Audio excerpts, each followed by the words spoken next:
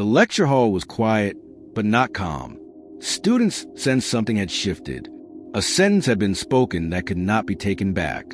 An American professor, invited for his prestige, had just described Filipino English as broken. Not incorrect, not different. Broken. The word landed heavily, carrying centuries of judgment, power, and silence into one room. This was a respected university in Manila. International partnerships, exchange programs, Western accreditation banners hanging proudly near the entrance. The professor stood beneath them comfortably, certain of his authority. He believed he was explaining linguistic standards. What he did not realize was that he had just drawn a moral line, and someone else would decide how it ended. The class was called Global Communication and Power.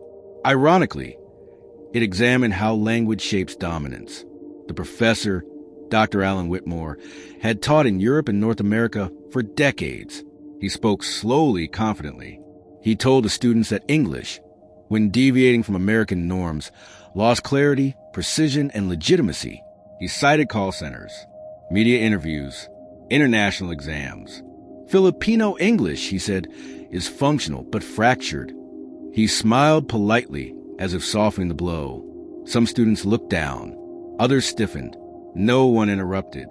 Years of colonial inheritance had trained them well.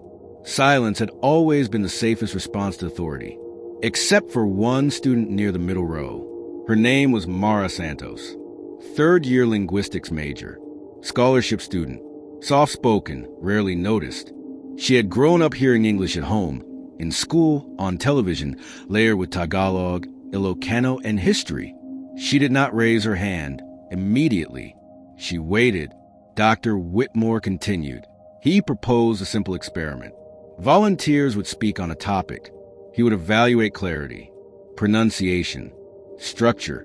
This is not personal, he assured them. It's academic.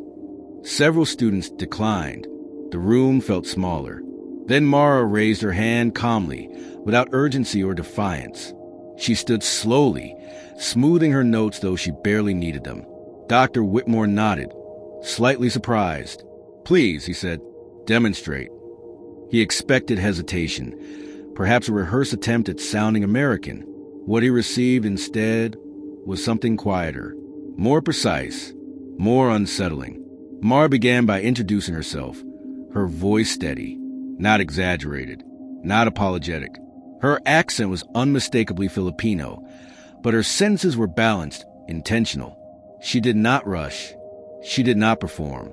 She spoke as someone who understood both the language and the room listening to her.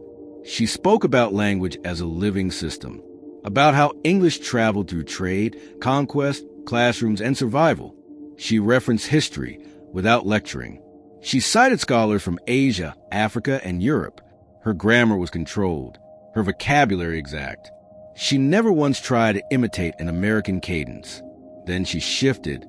Gently, she explained that intelligibility was not ownership. That clarity did not belong to one nation. That accents were records of journeys, not errors.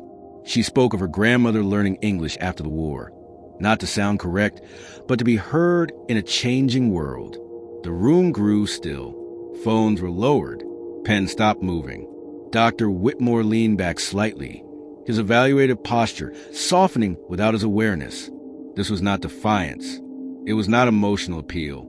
It was controlled reasoning, delivered with calm authority, using the very language he had dismissed. Mara continued. She described Filipino English as adaptive, not broken, a system shaped by necessity, resilience, and context. She cited international linguistics bodies that recognize world Englishes. She did not accuse. She did not challenge him directly. She simply placed facts carefully, letting them stand. She ended by addressing the idea of standard. She said standards often follow power, not truth. That what is labeled broken is usually what refuses to disappear. Her final sentence was quiet.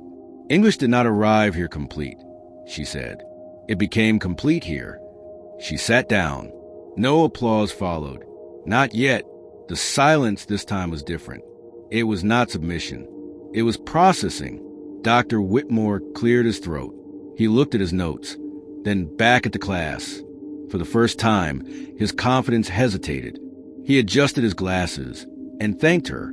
His response was brief, technical. He commented on structure, vocabulary, pacing. He avoided the larger argument. But something had shifted. The experiment he designed to demonstrate deficiency had instead revealed complexity he had not prepared to address. Other students volunteered after that. Some spoke well, some struggled, but the comparison no longer favored his original claim. The room had already witnessed control, clarity, and intellectual authority delivered through a Filipino voice that did not ask permission to belong. After class, conversation spread quickly, not loudly, not rebelliously. Quietly, students replayed her sentences. Faculty members heard about it by afternoon. By evening, the story had moved beyond the building, not as scandal, as correction. Dr. Whitmore requested a meeting the next day. He spoke privately with the department head. He asked for references, research, context. He did not apologize publicly, but he adjusted his lectures. His slides changed. The phrase broken English disappeared from his vocabulary. Weeks later, he assigned a paper on linguistic imperialism. Mara's speech was not mentioned, but its influence was embedded in the syllabus. Authority rarely announces when it learns. It simply changes direction and hopes no one notices the moment it was forced to listen. Mara did not become famous. She did not post a moment online. She did not frame herself as a symbol.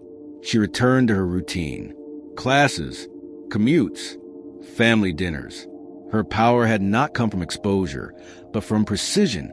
For her classmates, something lingered. They spoke more confidently. They stopped apologizing mid-sentence. They corrected others without anger. The shift was subtle, but real. Language no longer felt like borrowed clothing. It felt like something already theirs. The university later hosted a forum on world Englishes. Filipino scholars led it. Dr. Whitmore attended, quietly taking notes. He asked questions this time, not to correct, to understand. Authority had not vanished. It had been repositioned. Outside academia, nothing dramatic changed. Call centers still trained accents. Media still favored Western tones. But inside that room, a different measurement had been set. One that did not require imitation to prove competence. Filipino English remained what it always was. Layered, adaptive, intelligible, alive. It did not need validation. It only needed space to be demonstrated without interruption or apology. Mara's speech was never recorded. There was no transcript, only memory. That was enough, because what mattered was not documentation, but the reversal that occurred when authority expected silence and received mastery instead. Language had entered the room as a hierarchy. It left as evidence. Evidence that power does not reside in accent, but in control of meaning, in restraint, in knowing when to speak and when to let truth do the work. The professor arrived with credentials. The student responded with clarity. One carried inherited authority. The other carried lived fluency. Only one needed to change. In the Philippines, this was not new. It had happened before. Quietly, in classrooms, courtrooms, interviews, and conversations where Filipinos were underestimated until they spoke fully, precisely, and without asking for approval. There was no debate at the end. No winner declared.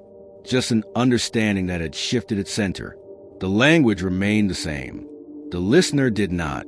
Sometimes power enters believing it will define the room. Sometimes it leaves having been redefined, not through confrontation, but through a voice that knows exactly what it is saying and why it belongs.